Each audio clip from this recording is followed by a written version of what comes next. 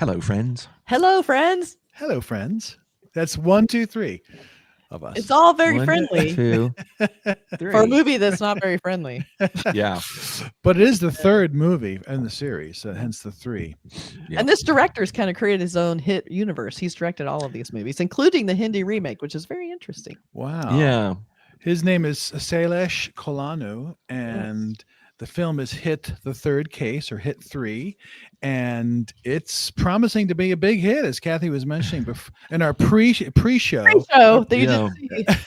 That they've already, so the pre-sales already out, is higher than the actual budget for the film, which is movies paid for. Score. That's Wow. pretty crazy. They don't even need to release it now. They could save that money. I think you'd have to give the money back, though. Oh, they probably would have to. Probably yeah. would. But it's the film's interesting because Nani is like this boy next door. He's always played really cute characters, like loves comedies. He's always been the good guy. So this is like his big bid to go into the bad guy realm. Even though he's playing a good guy, he's going into a ruthless killer cop. Yeah. Doing the greater good, but still, it reminds me a little bit of Animal, where Ranbir Kapoor was kind of always this cute good guy, and then this movie he became this complete killing machine, kind of John Wick like. So it's this sort of like shift in a actor's career that's happening. So he wants to be taken a little more seriously, so he's going to play something more hardcore. Which I always like that, because you don't expect the good cute guy to be the bad guy. So he's not necessarily the bad guy. We know he's the cop on the right side, but he's doing some really questionable, terrible things. We'll say that. Yeah. And, I mean, even if he's just killing bad guys, it seems like maybe he's enjoying it a little too much. Probably is. Probably is. Well, the movie comes out May 1st, and it's a Telugu film. And let's take a look at this. Is a full-on trailer, correct? This is the I guess the first trailer. It's a trailer, but they may bring out another one, but we don't know. But this is our first glimpse of a lot more footage. We had a teaser before that was super violent. I mean, he was literally covered completely in blood. He was red, his whole body. So that was very interesting. So we'll see if we see where that came from in this trailer. Darth Maul. They're having a fight in a paint factory, and one of the paint cans spilled. We all think it's blood. Exactly. Yeah. Mercurochrome or something. Mercurochrome. Okay. At least all of his cuts are sanitized now. Exactly, but that hurts. Okay, let's take a look at the trailer. Lay it on us, Hit 3. Let's do it. That's right. All right, we load it up. Let's do it. All right, and everybody quiet. Ready.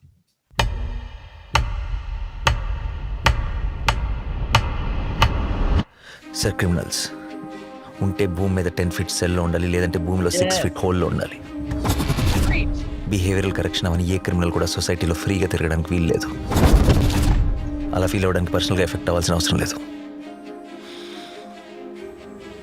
Police వాడైతే చాలు. పాపకి 9 నెలలు sir. ఏం చేస్తారు sir తీసుకెళ్ళి? That didn't look good. Height ఒక 5'10" ఉంటారు. అక్కడక్కడ తెల్లగెట్టు చామచ్చాయ. ఆపదలో ఉన్న వాళ్ళని రక్షించడానికి యోధుడు రంగంలోకి ప్రవేశిస్తాడు. ఒక్క ప్రాణాన్ని కాపాడడానికి ఎన్ని అహోరాత్రములు కష్టపడతాడో ఆయనకి మాత్రమే తెలుస్తుంది.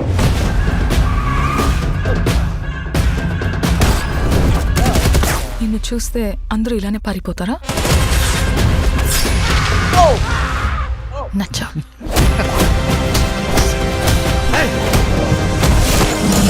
నేను అర్జున్ అని పిలవాలా, సర్కార్ అని పిలవాలా? జనాల మధ్యలో ఉంటే అర్జున్, మృగాల మధ్యలో ఉంటే సర్కార్. Superhero. Don't hurt you.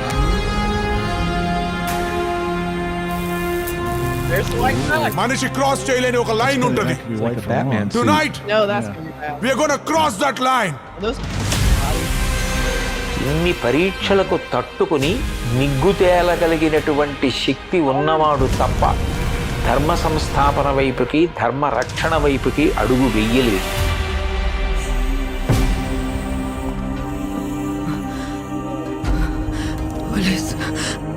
పోలీసులు వస్తారు, మీరు మమ్మల్ని చంపలేరు. పాపను కావాలి సార్. అమ్మ దగ్గర పెరగలేదు కదా నువ్వు. You can't survive here.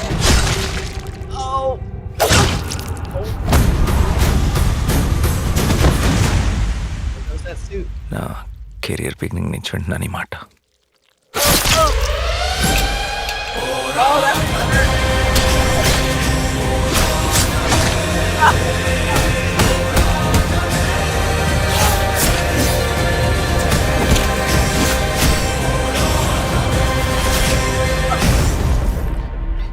Mark had to leave him so bad. It's such a nice white suit that he had. Oh, the burden of the alcohol. I love that.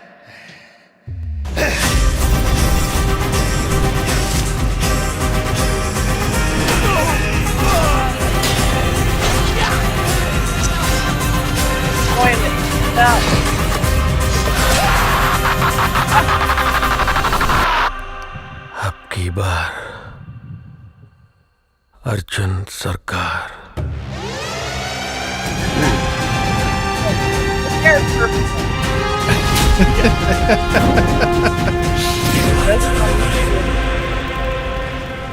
So that trailer clearly was red band. Had a lot of really shocking imagery in it. Yeah.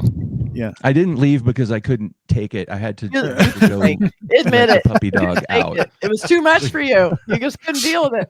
It was too much. You know, the thing is, I don't know what's wrong with me, but I love that so much. Like, when that started kicking in and he was like going after the bad guys, especially after seeing a little baby in a cage, you can hear like all bets are off, people. Yeah. So him in that beautiful white suit, and he's so gorgeous, and then he's getting all bloody. That was a kind of nice genius stroke, I think, to show the like red. Well, you know, the violence in this one, you know, like a lot of these sort of violent action films are really way over the top, and you sort of kind of laugh at sort of like the fake blood. This one at the end has a little bit more, it seemed, at least the trailer, a little bit more grounded in some sort of real world. So when the violence happens at the end, it feels more like, whoa, you know, a little more. It looked kind of epic, like almost like an international spy. So I love how they built it up. Like they show him like explaining his philosophy of being a cop. He seemed very proud to be a cop. He wanted to like help people, and you have, you know, that woman come in and she's talking about, you know, these guys took her baby. So he goes on a big mission, it looks like, and they make it look very international, like he's these big cities, all these big road trips and everything. Then they dive deep down into it. It's almost like we're diving into a dungeon almost. We start seeing the bad guys. It looks like he's infiltrating them almost. And then we have the terrible, like, you know, the human trafficking prison dungeon. And he goes down there and just loses his shit, apparently. But, you know, the violence looked kind of next level. But let's just say. And how do you think he did as his first, you know, in the trailer, first attempt at doing action as opposed to being sort of the guy next door, you know, nice guy? What do you, what your thoughts? I think he's selling it because I like that he starts as like the good guy that we're used to seeing. Like he looks honorable, you know, all cleaned up. And then when he starts, you know, breaking, when he starts like going down deep into it and he starts like going on his killing rampage, I feel like you could kind of see the shift, like him, like the good guy kind of starting to crack, and that he has that inside of him. So now he's getting the bloodlust because he just cannot wait to kill, stamp out all the evil. So even though he's still technically doing questionable cop tactics, I'd say very questionable.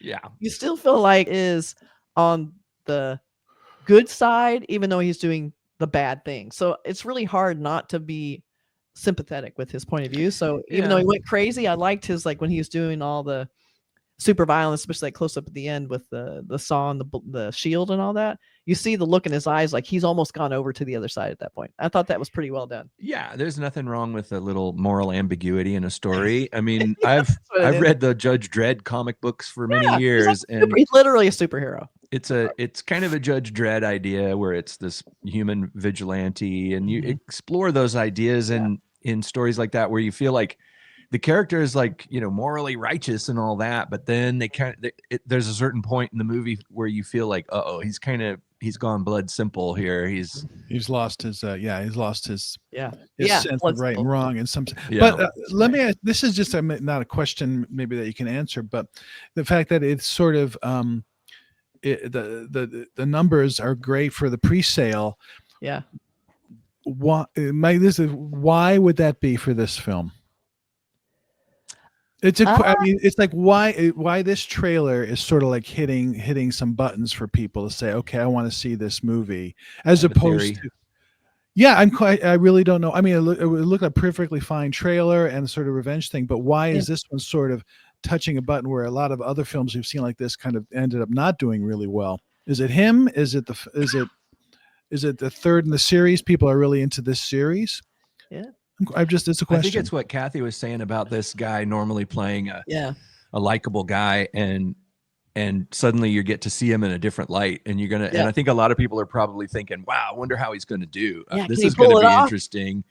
Okay. It's sort of like, I think that's kind of a formula, and it's. I mean, to transpose that to the idea that we're familiar with over here in the USA, when we see a character, there's a like Adam Sandler or something where he does a serious, normally he's goofy, funny, Adam Sandler, but then when he does a film where he plays somebody sort of serious, people talk about it. It doesn't necessarily translate into huge box office in his case, but it translates into a lot of publicity and press for the film, and interesting, interesting discussions, articles and headlines that say Adam Sandler playing a bad guy, or even or even Die Hard way back when Bruce Willis was like this TV guy who did like some Pink Panther movies or Blake Edwards films, and then like did Moonlighting, and all of a sudden he turns into this everyman action hero, and that was a huge hit because it was a great movie too. But people already liked him. They liked him in Moonlighting. I think they thought, Bruce Willis is funny. I like him. He's quippy and funny, clever, and get to see him in a whole new light. And I think that's part of the reason. I don't know. Yeah, tell us in the comments. Yeah. I think part of it too, there seems to be a big market right now for these ultra violent rampage movies. And John Wick was one of the first, but I feel like right now Animal was like a huge hit, and it was another one of those just wiping out just huge groups of people in super violent ways. Marco was another one, really great one, where extreme violence, like you're really seeing this extreme stuff happening, following this character on his like pursuit of whatever justice he's trying to find because they killed his brother. It's like, so I feel like there seems to be this appetite for that sort of ultra violent, hero coming in to take over and solve problems that we all kind of feel a little helpless about. Like it just feels like crime feels like it's on the rise. Everybody feels like things are a little out of control. So the appeal of seeing somebody, especially like you were saying, like somebody who's normally like the nice guy, like kind of Keanu Reeves, for instance, we always go back to that. Yeah, exactly. That's a great example. Bob Odenkirk just nobody. Exactly. He's very similar to that. So I feel like there's just something, not even just curious about it, and I'll just say in a weird way comforting to see this happen, because it's like you feel like someone's taking care of us. That's what it feels like. Like even though it's terrible, it feels like I feel like criminals aren't playing by the rules. Why are we playing by the rules? Is that kind of feeling the intimate in these films that they're questionable, but it's more like kind of revenge fantasy. Where do we really want that? No, but it's fun to see just as a release to see that happen. Burke's like gritting his teeth, but to me, I like seeing it. I like seeing that release of that. The going crazy on the bad guys and not showing them any mercy because they don't deserve it. Vigilantism is the basis of superhero comics, and I've always loved superheroes, but you trust those fantasy characters. And I think that's what's so great about films like the book Watchmen, where you're like, okay, here's what would happen if regular human beings had superpowers, and The Boys and things like that. But then you have stuff like Dirty Harry and Death Wish, but especially like Dirty Harry, where you have a guy who is a police officer who is absolutely just, no due process. Right. He is deciding whether you broke the law or not. He looks at you and says, that guy looks guilty. And then blam, and it's vigilantism, but in a fantasy world of movies and stories and comic books, it's fun because it lets you live out this power. People feel kind of powerless when especially if you've ever been a victim of a crime, right. Not, but you feel like I can't do a damn thing about what just happened to me, and nobody is going to help me. The police said, thank you for telling us, Well, it feels like in this too, it feels like it's organized crime. They have a big operation. It feels like everyone's corrupt. Police are not going to help. So I feel like he is our only hope. The police are in on it. Yeah. He's got to just wipe them out like bugs. That's basically what's going to happen. He's just going to take them all out so there's nothing left. So let's take a look at some posters real fast. So we have this one I think is interesting because he's looking through some barbed wire, which kind of gives you that weird sort of like people behind the on the other side. Someone's being held captive in a weird way. And it's like he's really watching something intently. The red rimmed eyes, like he's really bothered by it. That's right. Good shot. And then we talked about this one before, but I love the white. He's gonna hurt himself, but I love the white suit and like the blood on your elbow. Yeah, he's gonna cut his arm right off. So it's like what is he holding there? It's a big machete. Oh, is that a machete? Okay, or like baseball bat, maybe. But I think I thought it looked like a bat. It looks like a sword. Some kind of cudgel. Yeah. It looks like a sword because the handle looks kind of I'm waiting for the cudgel series. Yeah. We saw the cudgel and Jot. So there's all cudgels everywhere. So then we have this one where he's still like maybe the idealistic cop at this point looking for inspiration, but it's not going to last. It's like military setting there. Looks like it's some army. Maybe that's how he'll get him done. And then I love sunglasses again. I like this one with just like the axe, like him holding the axe. I've seen that one before. Yeah, that's a pretty This is like the layered one. You got the steering wheel, the cigar, the axe, the sunglasses, the cut in the head, the perfect hair, and the reveal of big mountains. So he's probably out in the middle of nowhere. That's kind of cool. And then where do you see mountains? In the sunglasses. Is there mountains? Oh, you're right. Oh yeah, that's cool. Yeah, he's out somewhere. So there's even another level I didn't notice. Another level, and it looks like he's. Yeah, it looks like he's almost like suit. inside a big container or something. It's like metal walls. There's a lot to take in that image. And then just for a palate cleanser, we have like she's in it too.